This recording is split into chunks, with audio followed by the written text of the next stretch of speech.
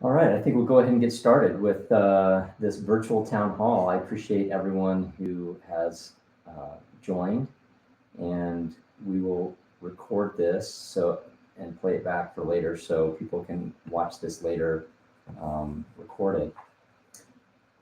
If there are any questions that you have for me, please put them into the live chat and I will answer them. And I'll go through all the questions that we get tonight.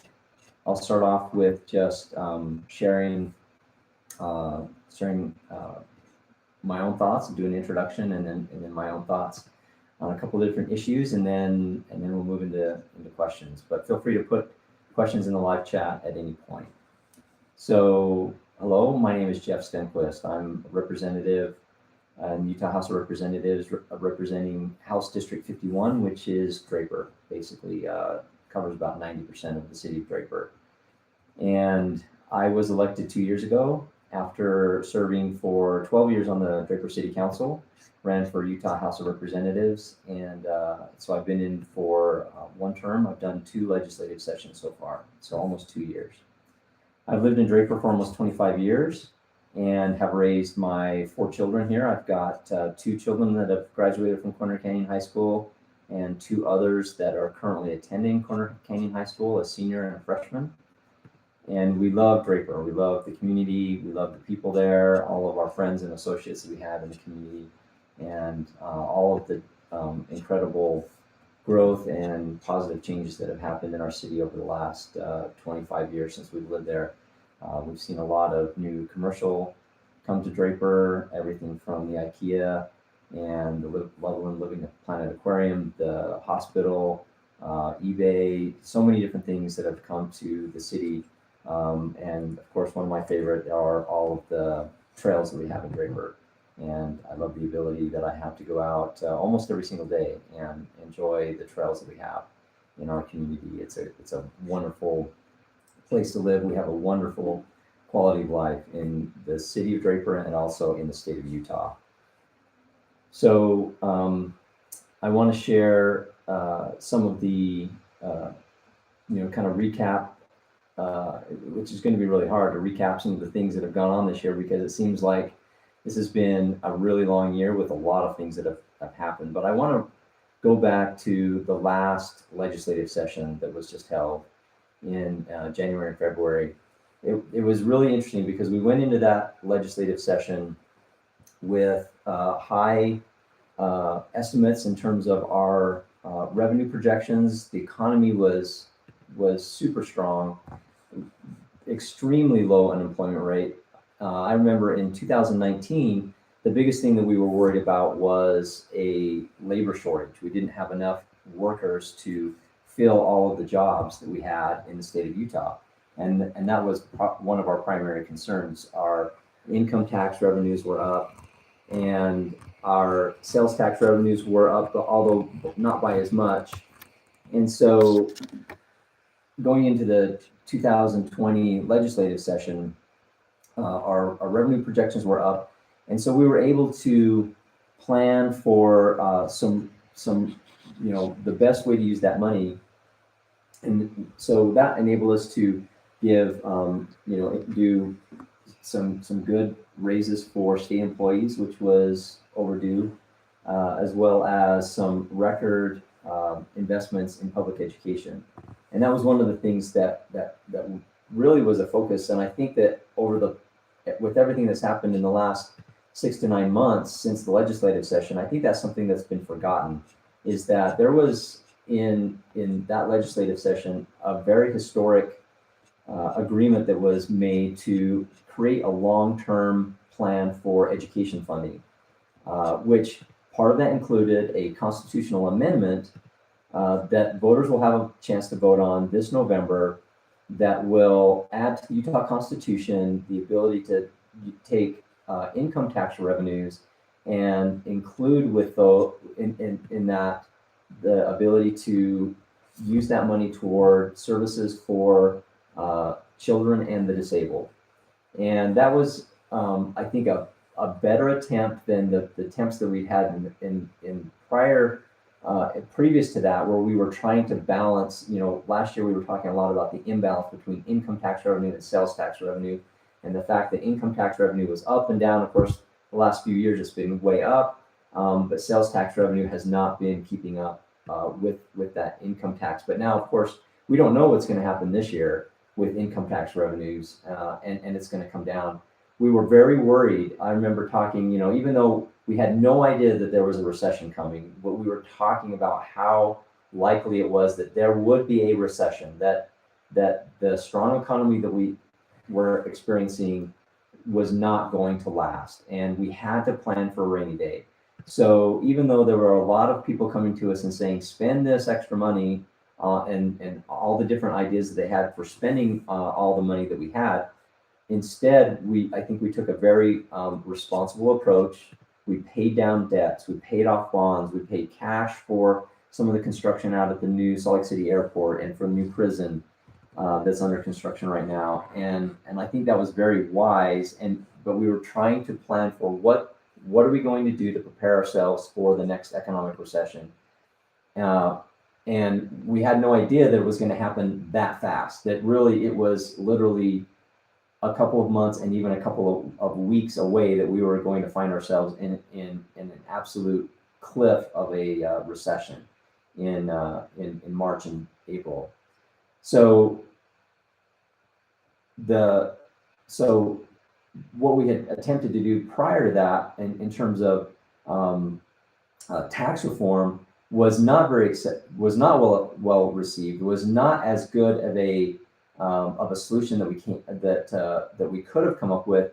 And really what came out of the ashes of that those tax reform efforts was really sitting down seriously with a lot of different stakeholders and saying, okay, what's the real solution here? And one of the things we talked about, and we heard a lot from the public during that process, was to say, the real issue is that our hands are tied in terms of having earmarked income tax revenue for public and higher education. And that was the biggest thing that was kind of at the root of the issue that we were trying to get at.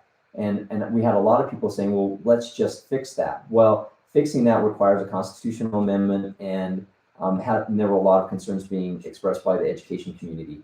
But after tax reform went through that process and we repealed it in the first week of the legislative session, that's when I think all the stakeholders came together and said, hey, let's just really trying to come up with a practical solution to this. And that's where this plan for constitutional amendment G, I think it's G, on the ballot this year, basically changes the Constitution to include services for children and the disabled.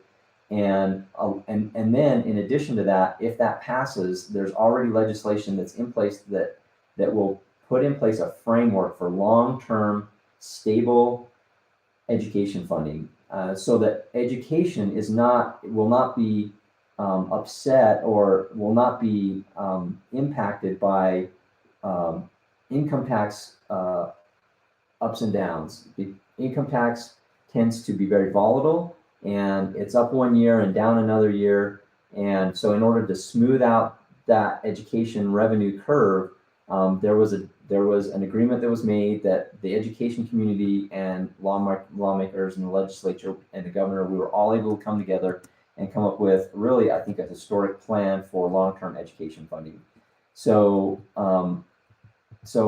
now it's in the hands of the voters to decide whether or not they're going to ratify that plan, that really the Superintendents Association, the school districts, the PTA, the UEA, all came together and said, yes, this is something that we can all agree on.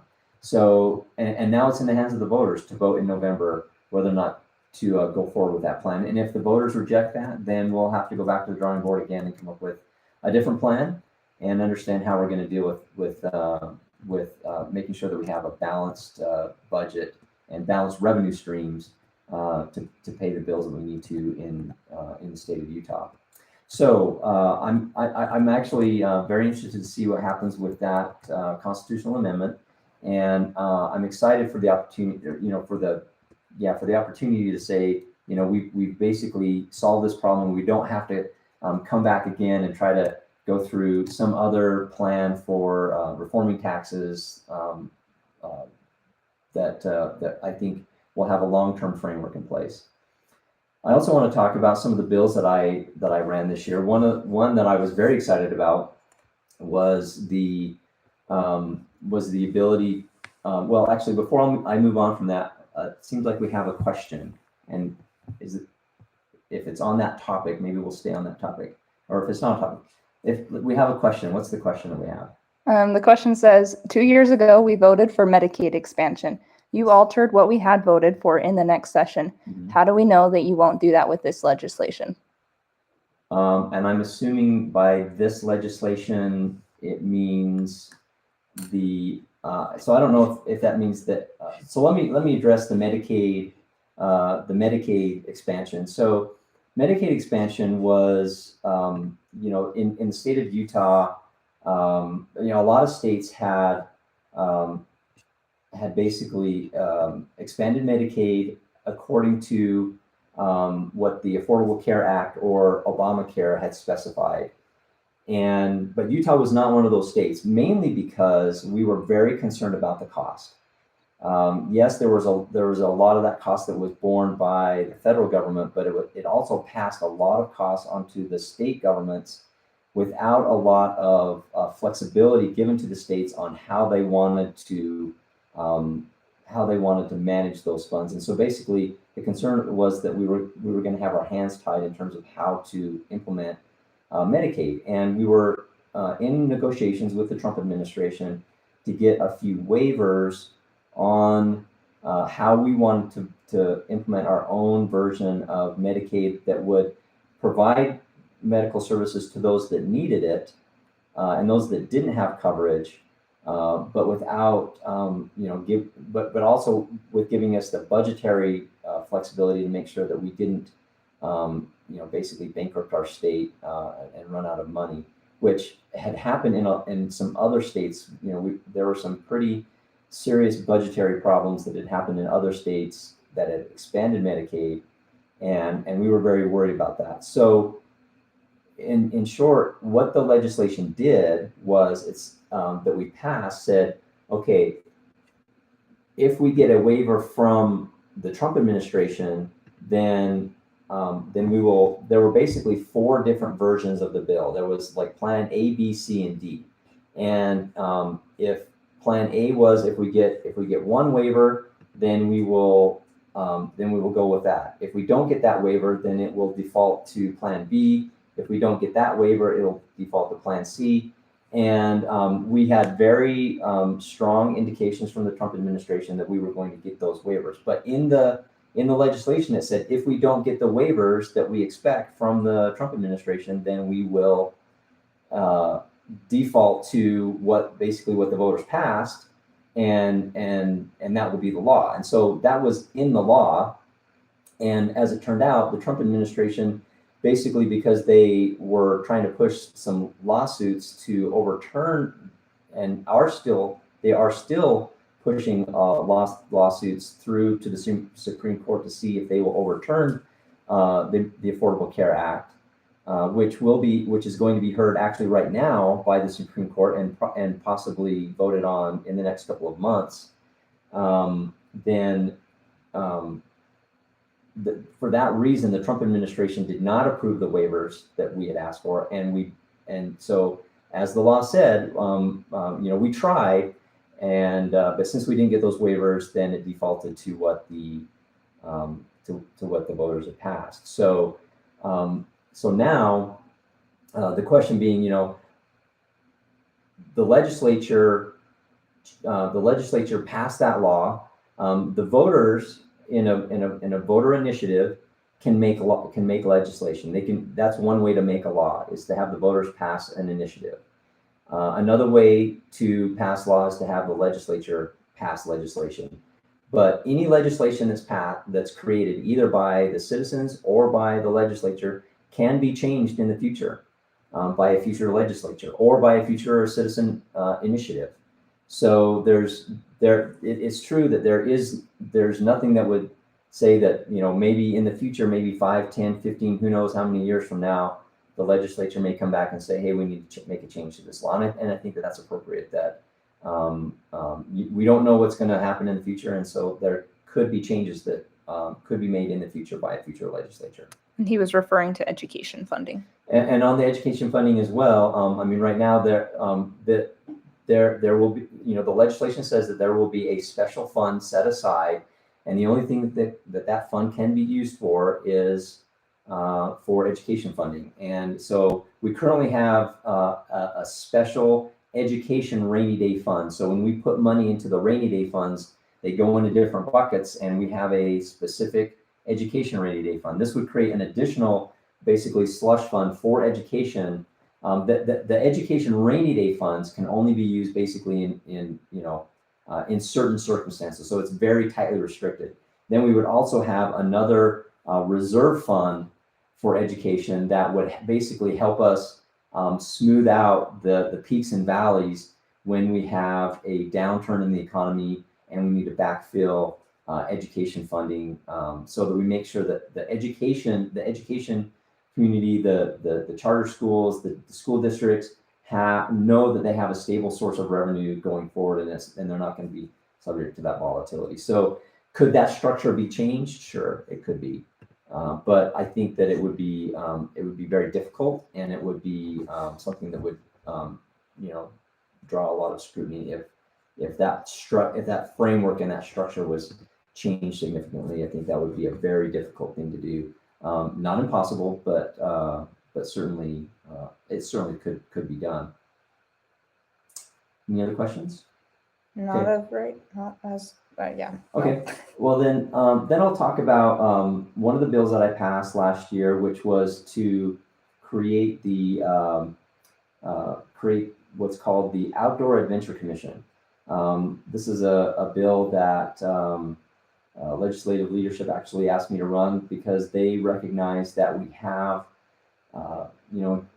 even though we have incredible assets in the state of Utah when it comes to outdoor recreation. In fact, I can't think of a state that is better than us in terms of outdoor recreation. We have probably the best state in the nation for outdoor recreation.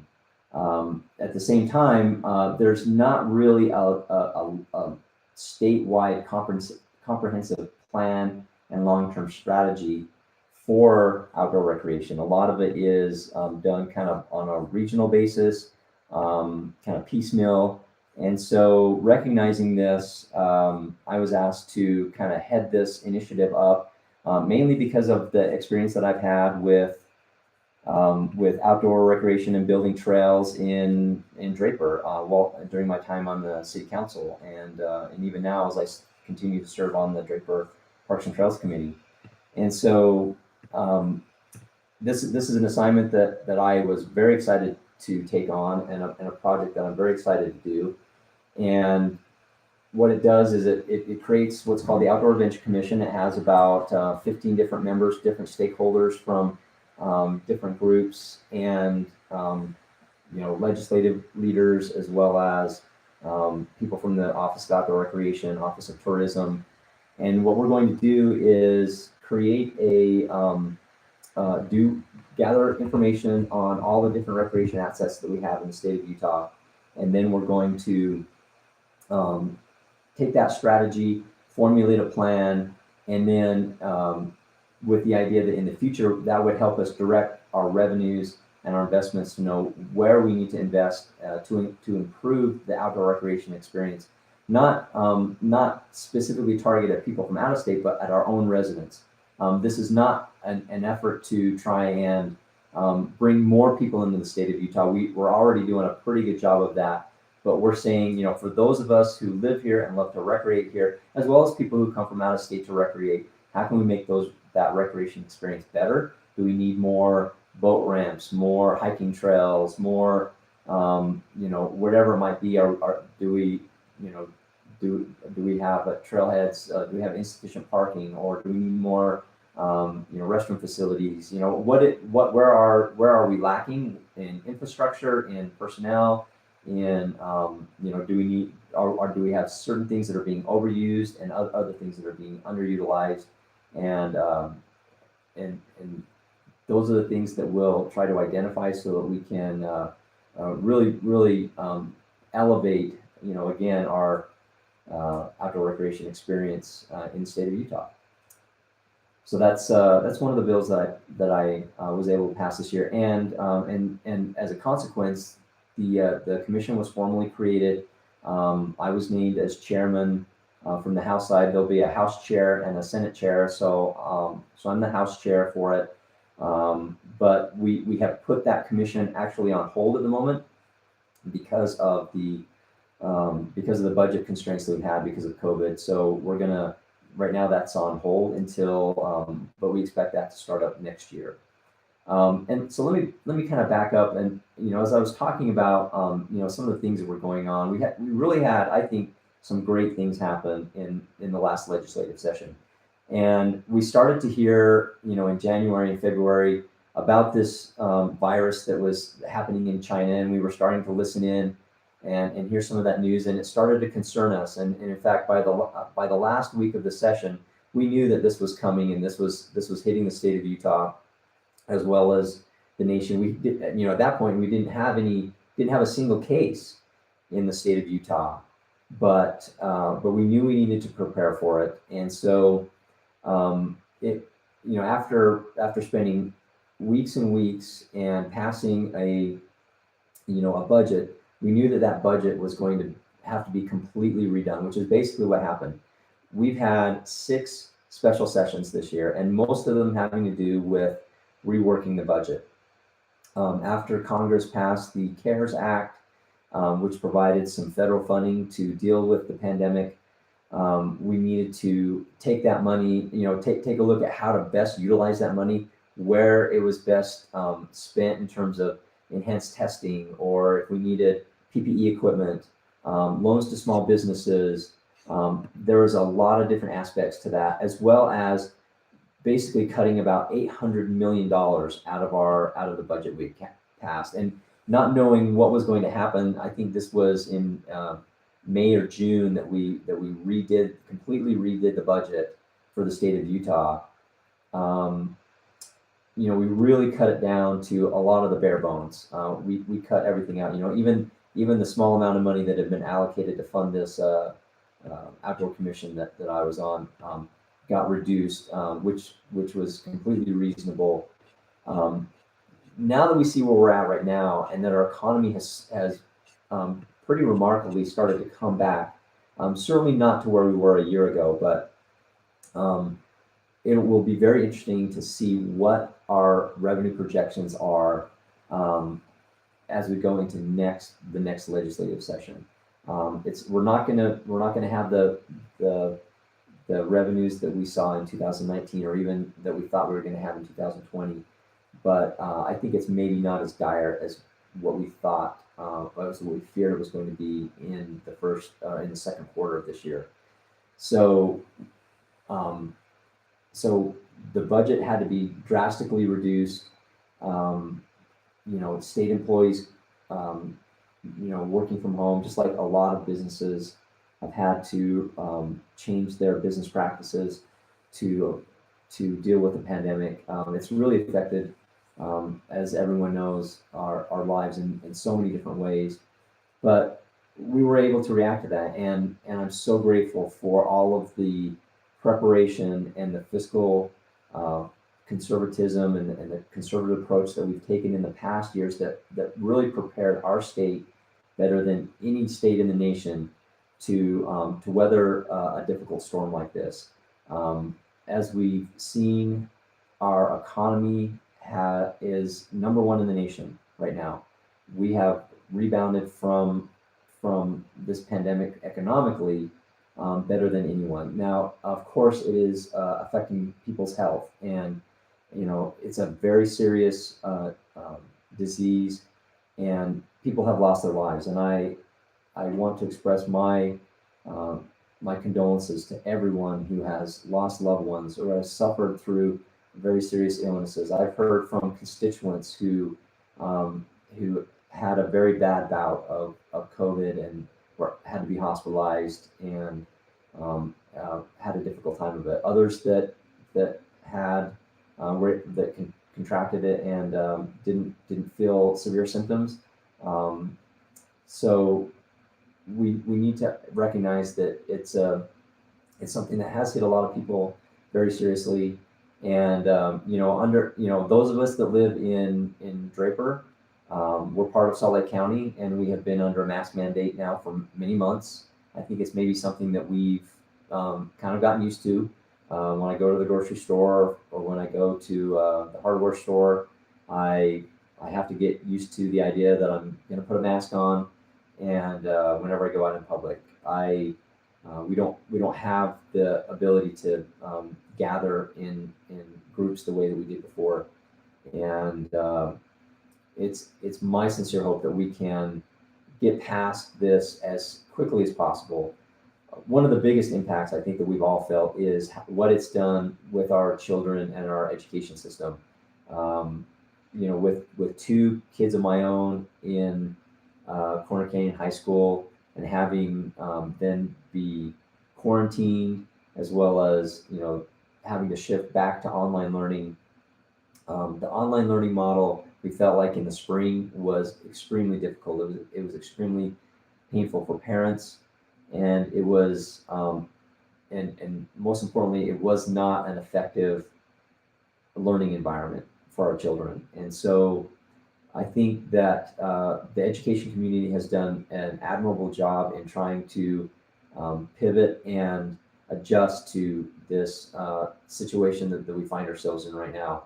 I just found out even less than an hour ago that Draper Park Middle School, after being online learning, is shifting back to in-person learning starting Monday.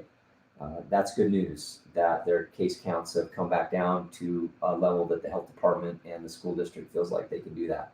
And I don't know if Corner Canyon is going to be there anytime soon, but hopefully we can all take the steps that we need to reduce the impact of this, particularly for those who are in vulnerable situations, and making sure we're sensitive to that, because for young people, healthy people, it tends to be very mild, but for many of our vulnerable populations, it can be very serious, and so we have to be very careful about how it's passed to some of those groups. So we have another question. I'm not so sure if it's a question, but a comment kind of thing. Says, I'm also interested in the question of the bargain that resulted in support of Amendment G by PTA and UEA, etc. I really appreciate your explanation of the legal prerogative of the legislature and the lack of assurance that some future legislature can't change things, especially with the recent pass of Props 2, 3, and 4, where Utah legislators weakened or killed voter initiatives, and recognizing your limited influence over whether the House honors this deal, what do you commit to do as an individual legislature? Okay, so I absolutely, and I think that in this situation, this constitutional amendment and this educational framework that was put in place was something that the legislature committed to do. And so we absolutely, as a legislature, as a whole, wholeheartedly support and endorse this new framework, and have given our commitment that we will honor it. And I personally will, I would never, I would not support any attempt to renege on that promise. I think it's a great thing, and the only thing that I would support is if everyone came together in a consensus to say, let's make it better, right? I mean, that's not to say, because we may find that it's not perfect, and if the education community comes to us and says, hey, it really needs to be changed and tweaked here and there, that would be fine, as long as everyone was in agreement. But to go back on our word on something like that, never. And I don't think that we would ever have the need to do that, because I think this is a problem that really has been growing for many years. This is a problem that not to criticize legislators in the past, but really this problem has been coming at us for more than 20 years, and really ever since that ever since that restriction was put on funding. It's been a growing problem, but the can has been kicked down the road for decades until it really came to a head where we just couldn't sit by and fund all of the things that we need to fund in state government. That includes everything from emergency services to health services. Particularly when we talk about the budget, one of the biggest things that has grown over the years has been our social services. We want to be able to provide services for the poor and the homeless. And now we have an obligation to provide Medicaid. The state portion of Medicaid under the Affordable Care Act, and those are things that are going to be expensive. And so we need to be able to have the ability to pay for all of those things. And I think that this framework, and really, I think that this is a benefit to the education community in the sense that really the old model, I don't think wasn't good for anybody, including education. And so I think that the new model will serve everyone well for the foreseeable future. Any other questions? Not right now. Okay. Well, let's see. I'll move on to some different topics. We've talked a little bit about, let me talk a little bit about air quality. So that's another issue that I've been very actively involved in. I'm part of the legislative Clean Air Caucus. I've run a couple of bills having to do with air quality. And one of the things that I learned was that of our air, of the pollutants that are contributing to our air quality issues, about 60% of our emissions come from automobiles. But what I found a little bit shocking was that about a large portion of that, maybe at least 40% of those, only comes from a very small portion of cars, and it's the really old polluting cars. These are cars that are older than 2003 and have very, very high levels of emissions from those vehicles. And so taking one of those vehicles off the road could be the equivalent of taking 60 new cars off the road. And so what my legislation does is it basically gives an incentive for people who have an old polluting vehicle. If they get rid of their old vehicle, and I'm not just talking about sell it, but they have to scrap the vehicle, so that vehicle can never be driven again, can never contribute to our air quality problems. If they scrap that vehicle, they get a certificate from the salvage that they scrap the vehicle. They can then get a voucher that would go toward the purchase of a new clean vehicle.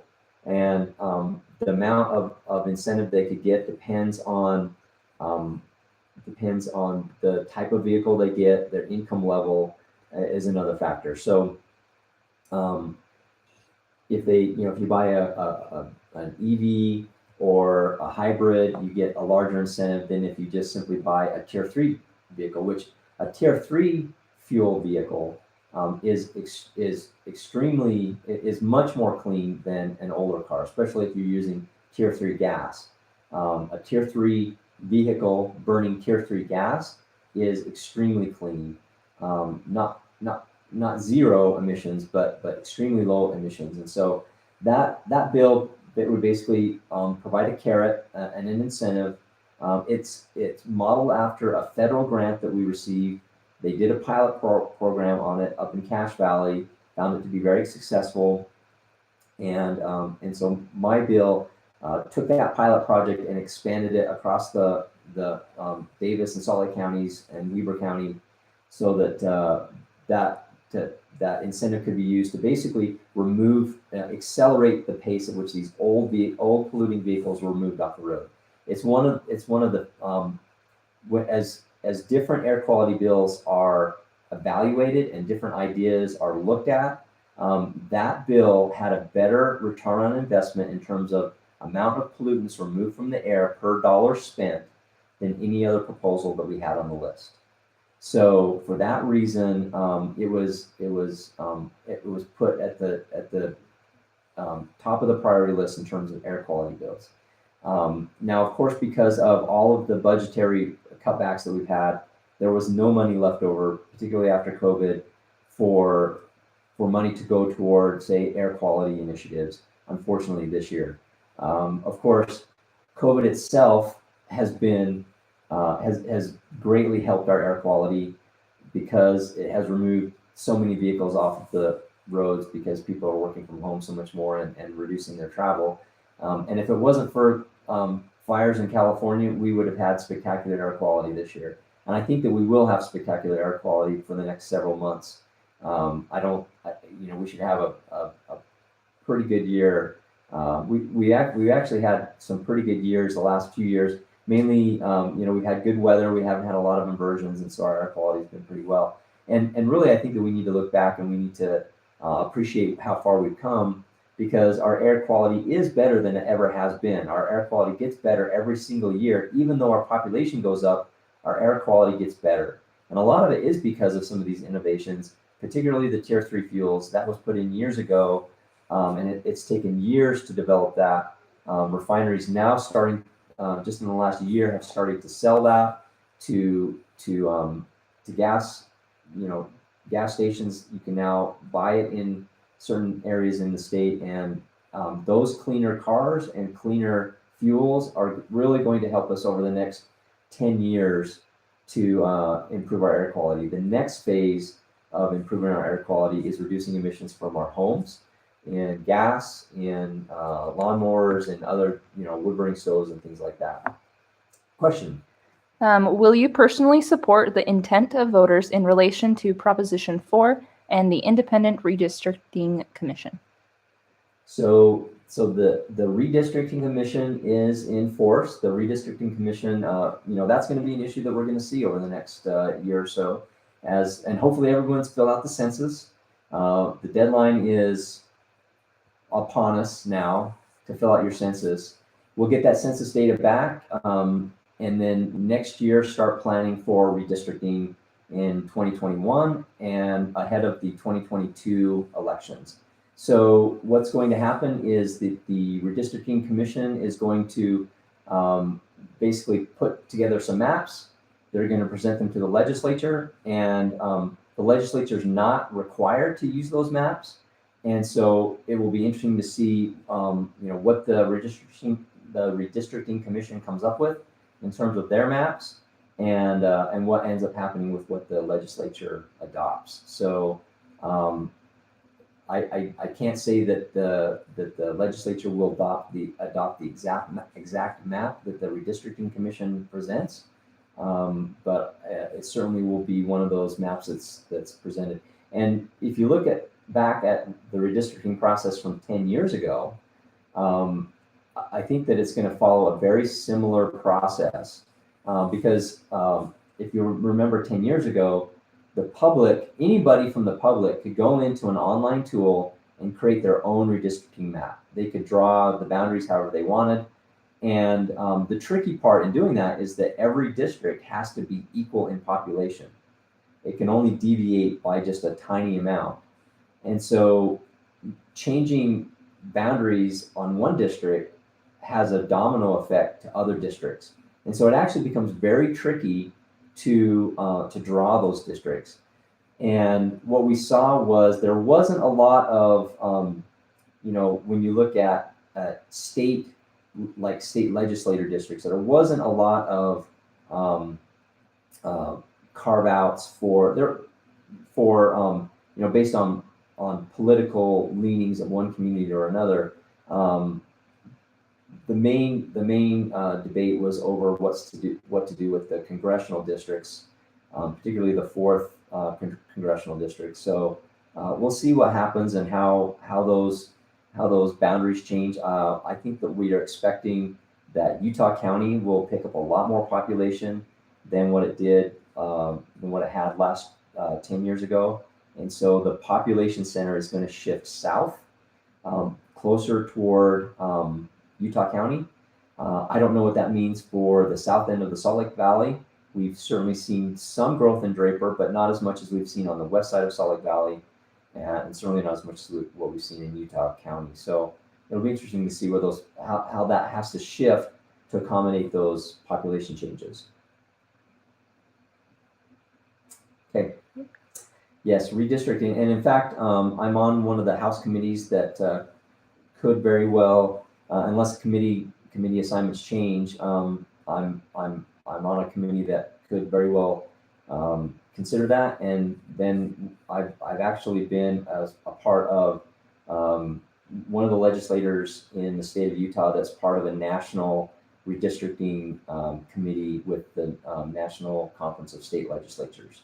So it's something that I've been watching closely, and it will be interesting to see how that plays forward. I'm not going to be the one in charge of it or managing the redistricting process, but certainly I will weigh in on that. Yes, another question. Will there be high transparency into the process of redistricting, of the redistricting Yeah, committee? that's a good question. High transparency. So I'll describe the transparency and what I know about what I expect the process to be, and then I'll let the voters decide if they feel like they consider that high transparency. But transparency, yes, because all of the maps, like I said, 10 years ago, the public could submit maps to the legislature. The redistricting commission will submit maps to the legislature. Different legislators may have different maps or different changes to certain maps that they want to make.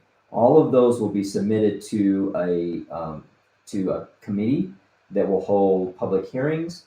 There will be public comment taken, and then all of those maps will be available to view by the public, and then it will be eventually a map has to be adopted by the legislature. That's something that is that cannot be changed. At the end of the day, the legislature votes on what redistricting map to adopt, and so all of the public hearings, all of the votes taken will all be public. And so I think yes, it'll have a high level of transparency. The whole process from drawing the maps to considering them, the debates, the public comment, the votes taken, everything will be done in the light of day. Nothing else for now. All right, yeah, and that's a great topic to cover. I also want to talk about something that's maybe a little bit closer to home. I know that a lot of Draper residents are concerned about, and that's with some legislation that went on with regard to the Geneva Rock gravel extraction operation that we have in Draper. There was, this is something we talked about 2 years ago in the campaign that I had then in 2018, because, and actually I'll go back even further than that during my time on the city council. Going back to about 2012, Geneva Rock had started to talk to the city of Draper about expanding their gravel pit operations. And I actually went out and met with them to get educated about what they wanted to do back then in 2012, along with Mayor Smith, and we met with them, we talked about it. I didn't know a lot about their operations out there, and I was able to learn a little bit about it. This was, long before that some of the current extractions that had happened on parts of the mountain. And at that time, we said, they were looking at maybe doing a rezone to expand their operations. At that time, there was no formal application that they made, but we basically told them that we weren't terribly interested in doing that. And so I think they put that plan on hold. They never submitted an application for it. They came back in 2015 informally with some plans. They talked to us about it. Again, we basically said we weren't interested in doing that. So so in 2017, 2018, they started coming back with a formal application. They filed a formal application with the city of Draper to expand their operations there. And at that point, I had retired from the city council, and so I was no longer on the city council. But I know it was an issue that a lot of people were concerned about. And as I was running for election to this office in 2018, it was something that came up as well. And my position then was that I would, that I 100% would support that as a local decision. I have no interest in the state coming in and undermining the local authority of a municipality to govern land use in their city. That's something that local governments do, and they control zoning in their jurisdiction. So I didn't think that, and I don't think that that's something that the state should come in and undermine that authority, even though that's an authority that the state has given to the cities. I think that the state needs to leave that authority with the local governments. So there was some legislation that was proposed in 2019 legislative session that would have taken away some of that authority from Draper City or from municipalities with regard to gravel extraction operations. And I vigorously opposed that legislation, and we were able to get that legislation changed.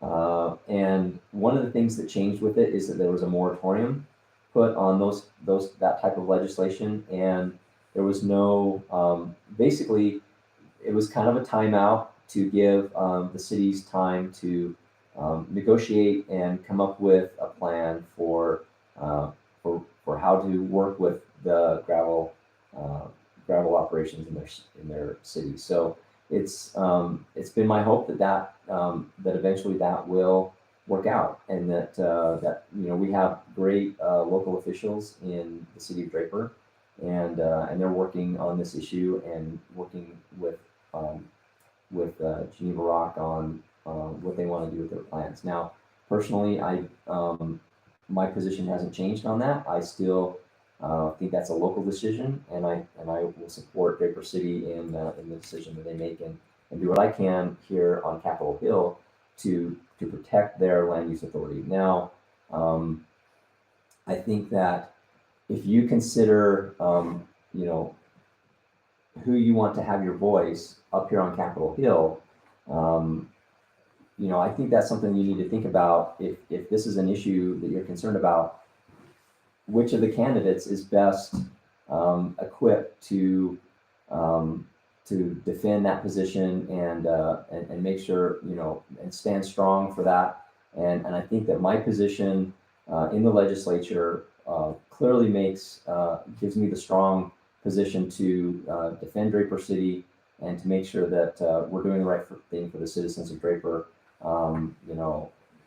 Where we have in the Utah legislature a supermajority of the Republican Party, you definitely want someone that's part of that majority party to be the one defending your voice on a critical issue that affects our community and our district. So that would be my advice to consider that very carefully, as if you're particularly concerned about Geneva Rock being and who is best equipped to stand up for you on that issue. Okay, I will talk about. Is there a question? We have a question. Okay, the question is some good stuff. Okay, All right. Sorry, I can't read it. It's just a comment. Oh, it's a comment. Okay. All right. Yeah.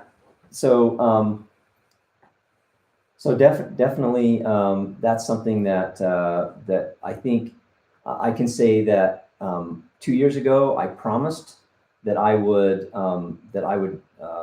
where I was going to be on that issue, and now I can say that I did what I promised I was going to do, and so I will continue to stand strong and be a voice for the city of Draper on that particular issue as well. I'd also like to talk about another issue that's very, very important to us. If there's no other questions, with another issue that's very specific to Draper, and that's also the future of the prison property. There was a recent announcement. There's a website called thepointutah.org that starts to lay out the future of the prison property. And so there is a survey going out. The public can provide input. The new prison site is currently under construction, well under construction, west of the airport in Salt Lake City, and is slated to be opened, I think, in 2022, I believe, completing construction, just prior to that. So once those prison operations move from the current site at Point of the Mountain into the new site, then demolition can start happening, reconstruction can start happening, and redevelopment of that site. So right now, what's happening in preparation for that is the planning process is really starting in earnest. And the legislature created the Point of the Mountain Authority, which basically is the group that's going to guide that development and that planning process. That authority, that board is now in the process of hiring. They've hired a planner, and they've put out an RFP to contract with a planning firm that will come out and start planning that. And so that process will be shared, will be transparent. There'll be a lot of public comment. But the vision of that, I really like the direction that commission's going, and I am part of a stakeholder group that we meet monthly to talk about the direction of that. The stakeholder group that I'm a part of has other elected officials like Mayor Wilson from Salt Lake County and Mayor Ramsey from South Jordan. Our own Mayor Walker actually sits on the board itself. And we also have Tasha Lowry, who's on the Draper City Council, that's on that stakeholder board as well. But we provide input, Senator McKay, Senator Fillmore, others, and we provide input from what we're hearing from our constituents about the process, about the direction that it's going. And so, you can give direct input, you can give input to me, and I will pass it along to the board. You can give input to Mayor Walker as he sits on the board as well. But the goal of that land is to make sure that it's an economic engine for the state of Utah. It has tremendous economic potential in terms of a job creation site, as well as having a mixed use of residential and retail and other uses on that site. It's about 700 acres and, strategically located. It really is, we've talked a lot about this, about the tremendous potential that site has, given its location, given the transportation infrastructure. And one of the biggest concerns that is often brought up is transportation infrastructure and making sure that we have adequate transportation there. We currently have I-15, Mountain View Corridor and other Bangerter Highway, as well as transit with Front Runner and also the opportunity for tracks. And so there's a lot of transportation infrastructure there that it's going to be a really exciting, innovative project that gets developed there. Question? It was a question that went back to the Geneva Rock. Okay. So sorry, Sure. We're going back a little bit. Go back to Geneva. Okay, there's actually, yeah. Okay, so do you have any specific plan to stop Geneva Rock from continuing to pressure Draper and their continuing efforts to subvert local control and local residents' wishes? So, I can't stop Geneva from asking. I can't stop Geneva from, even putting pressure on or offering solutions. I think that at some point there needs to be a solution offered.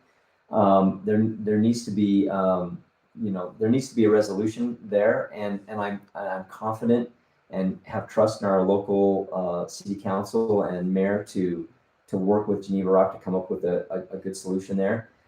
It's interesting because I just last Saturday, people who know me know that I like to mountain bike, and there are some new mountain bike trails that have recently opened up that connect. There's a system of trails that Lehigh has developed above Traverse Mountain that now connect to some of the trails in Draper. And so if you go up Ann's Trail, there's a new trail that goes up behind the ridge, the flat part of the ridge behind the hang gliding park, and there's a trail there, and it gives you a great perspective into the gravel pit, and because it goes along that boundary between some of that pristine open space that we want to preserve and the current gravel pit operations.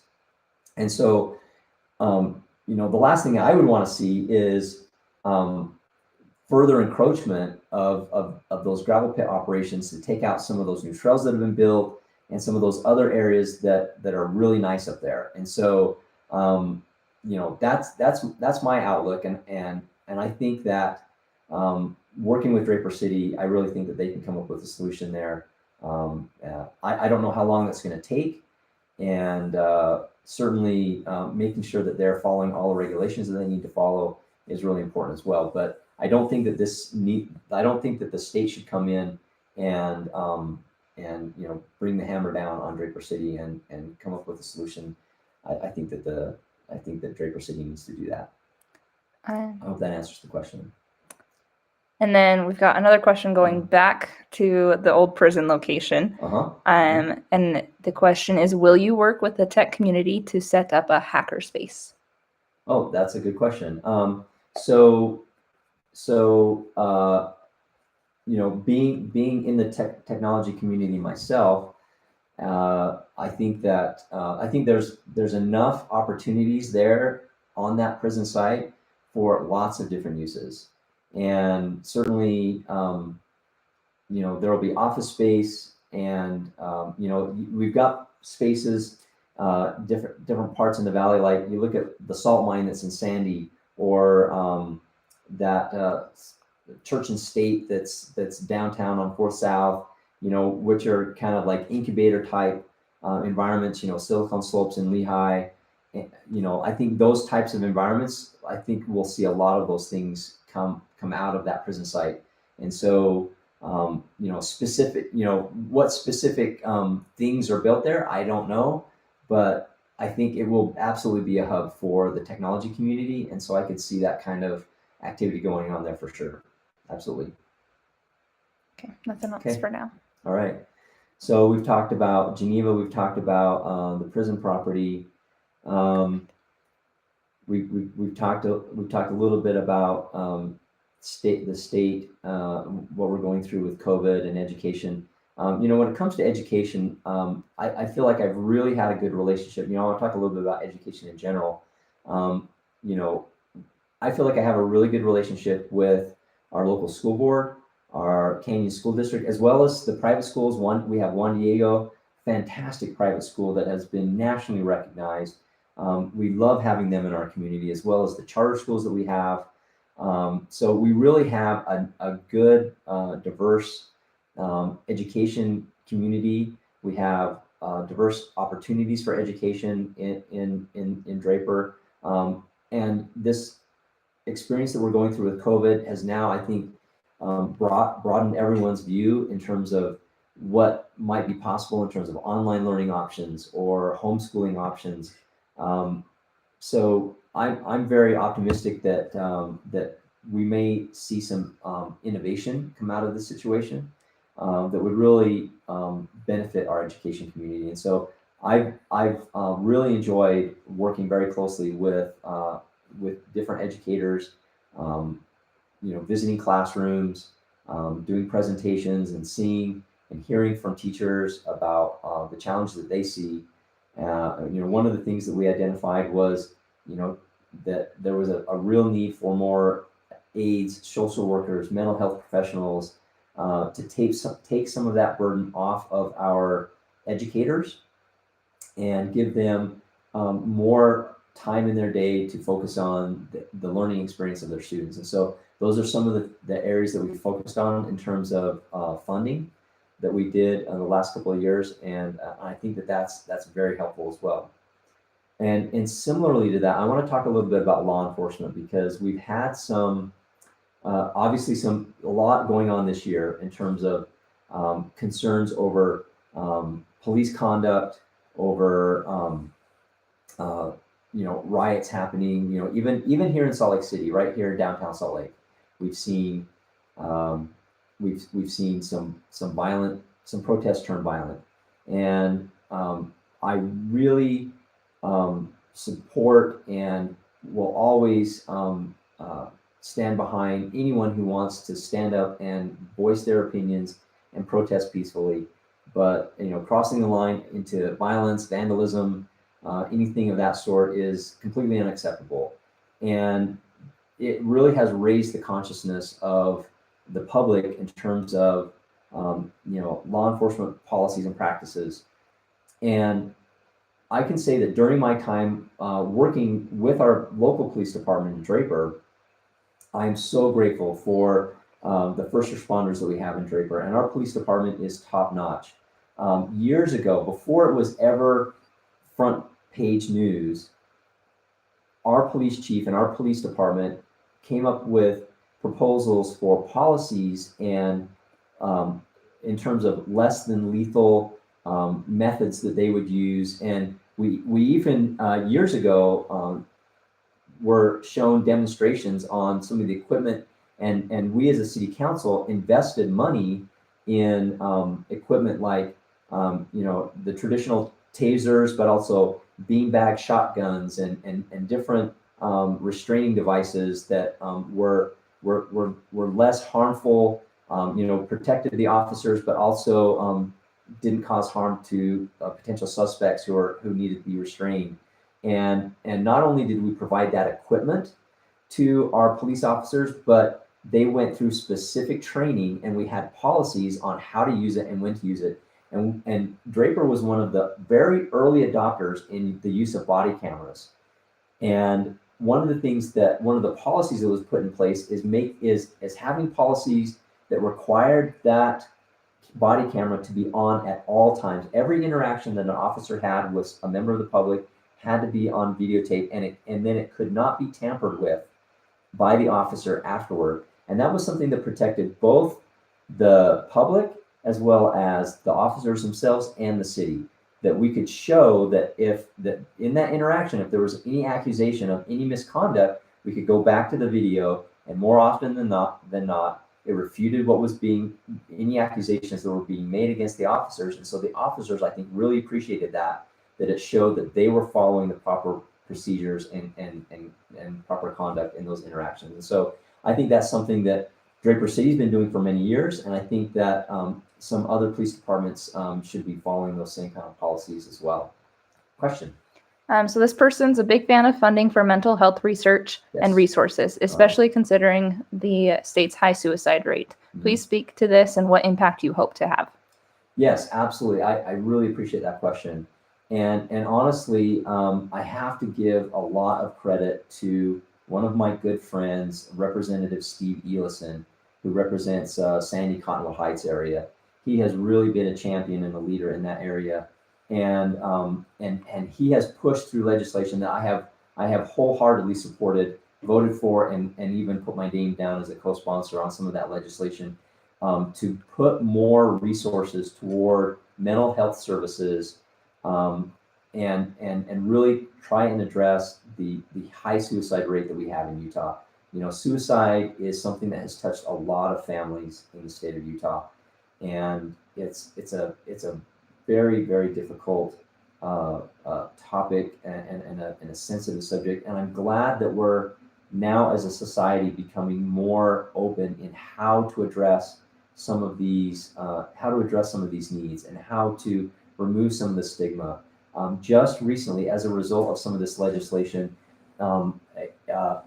state and national hotlines have been put in place for help. We have the Safe UT app that allows people that are in crisis, or students that are in crisis, to report those kinds of things.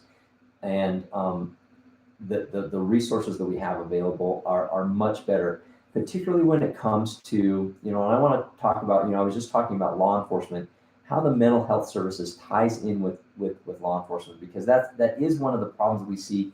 The tragedy that we just recently saw, where a young autistic boy was shot by police officers right here in Utah, was absolutely heart-wrenching, and really raises the question, well, why would we have, or why is it that we tend to default to law enforcement officers constantly having to deal with people that are in mental health crises? And sometimes that is the case. Sometimes you need, an officer to be there if it's a safety situation, but there needs to be alternatives to, especially to incarceration for someone who's in a mental health crisis. So one of the bills and one of the pieces of legislation that has been done here in the state of Utah, just in the last couple of years since I've been in, is to put more resources into to create a mental health detention area where someone who is out of control, who is potentially violent toward, a danger to themselves or someone else, a place where they can be taken, that they can get services when they're in that crisis, that's not jail, without having to book them into jail and charge them with a crime, but rather have a place where they can be taken and resources that can be brought to bear to help them with their mental health crisis. And it might be an addiction issue, but it's, having a mental health crisis, having an addiction, or just plain being homeless is not a crime and shouldn't necessarily be treated as a crime. Police officers oftentimes are encountered with those kind of situations, but they need to have the proper training and have the proper policies in place, as well as the resources given that they can direct those individuals to the places that they can get the services that they need to address that. So absolutely, I have supported those efforts by the legislature, and I will continue to do so. And we need to continue moving in that direction. But we really have made some tremendous strides in the resources and the funding and everything that we're providing, as well as and we're starting to see our suicide rates level off. The fight is far from over, but the trend is at least going in the right direction, that we're seeing those rates of suicide level off, and hopefully we can start seeing those things that go down over the years. I'll also talk about another piece of legislation that I ran, and where one of the issues that I'm very aware of, because it's something I deal with in my own family, is I'm aware of the challenges of young children who are born having been exposed to alcohol, during their mother's pregnancy. And so I ran some legislation last year that would focus funding on creating better awareness over the dangers of drinking alcohol during pregnancy. A baby that's born having been exposed to alcohol before birth, because the mother was drinking, that child will have lifelong impacts to their mental health. Children with fetal alcohol spectrum disorders are 80%. 80% of the children born with that have social issues, end up in jail, end up addicted to drugs, and with substance abuse issues. It's a serious mental and social problem that we deal with, that we will deal with for the rest of that person's life. And so by putting just a few resources, a small amount of funding to perhaps preventing that from happening in the first place by educating people about the dangers of drinking alcohol during pregnancy. If we can reduce that from happening, it actually pays off dividends, not just in reduced costs to the state in social services, but the impact to people's lives is tremendous, both to the children and to their families that deal with the social outcomes from someone who has fetal alcohol spectrum disorders. And so that's an issue that I'm going to continue to push on.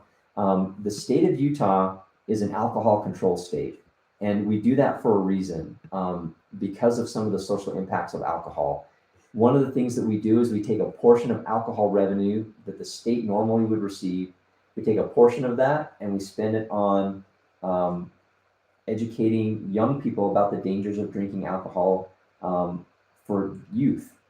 And so my program is very similar to that, and is tailored and copied that model to funnel some of those alcohol funds to remediate the negative impacts of alcohol in the case of drinking during pregnancy. So that's an issue that I was able to pass a bill last year to start that process and to start doing a pilot project. And I will continue working on that issue because I think it's something that can be very helpful for the state.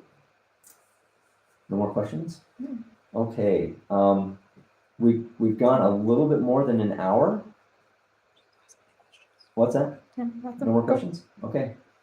Well, so I think that I'll wrap it up right there. Again, I really appreciate everyone that's taken the time to watch this video live, or maybe you're watching it recorded. Utah really is a tremendous state. We're incredibly lucky to live where we live and to have the strong economy, the diverse economy that we have. One of the best things that I love about our economy is we're ranked highly on so many different types of metrics, is we're one of the top states in the nation for upward mobility. People here have more opportunity than other areas in the country to improve their economic standing and to really, grow and thrive economically and in their families in this state. It really is, I think, the best place to live and work and to raise a family. The opportunities that we have here with the outdoors and with the environment that we have are really tremendous.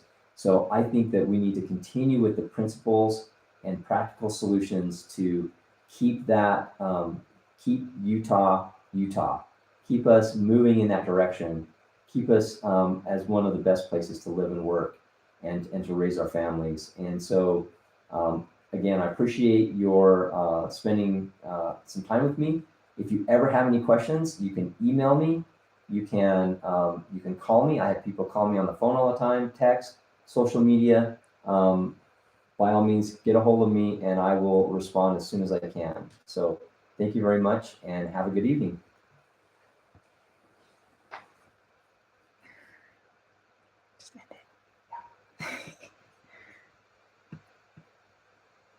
And we're done.